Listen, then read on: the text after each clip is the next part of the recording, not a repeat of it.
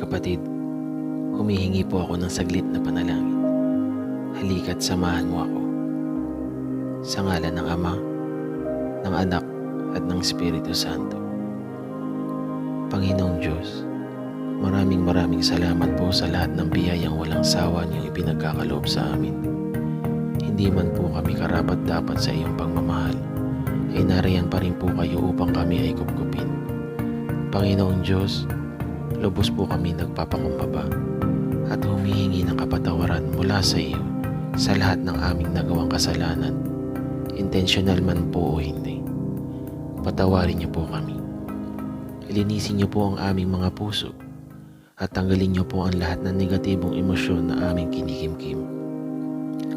Panginoong Diyos, itinataas ko po sa inyo ang aking kinabukasan at ng lahat ng aking mga mahal sa buhay.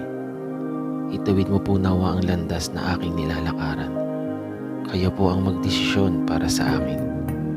Samahan niyo po ako sa aking paglalakbay. Panginoon, kayo nawa po ang magsilbing aking gabay mula ngayon. Panginoon, bagamat ako ay makasalanan, marupok sa tukso at madalas man ay manghina ang aking mga pananampalataya, dalangin kong huwag niyo po akong bibitawan. Huwag nawa po kayo magsawa na ako ay samahan. Panginoon, kailangan ka po ng bayan ko. Ibuhos mo po ang pagmamahal at pagpapatawad niyo sa mundo. Hipuin niyo po ang bawat isa sa amin na maging instrumento mo para makilala ka ng ibang tao. Bigyan mo po ang bawat isa sa amin ng sapat na talino upang ihayag ang kadakilaan mo. Mahal namin Panginoon, hindi po kami mapapagod na sambahin ka. Mula sa pinakamaliit hanggang sa pinakamalaking biyaya ay tatanawin kong utang na loob hanggang sa kamatayan ko.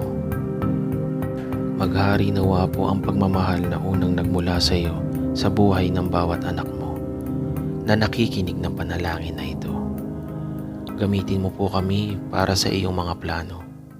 Gamitin mo po kaming maging instrumento para maging daluyan ng pagmamahal at pagpapala mo sa aming mga anak mo. Panginoon, sana po mawala na ang mga kumakalat na sakit at pandemya sa buong mundo. Napakalaking pinsala na po ang idinudulot nito sa sambayanan.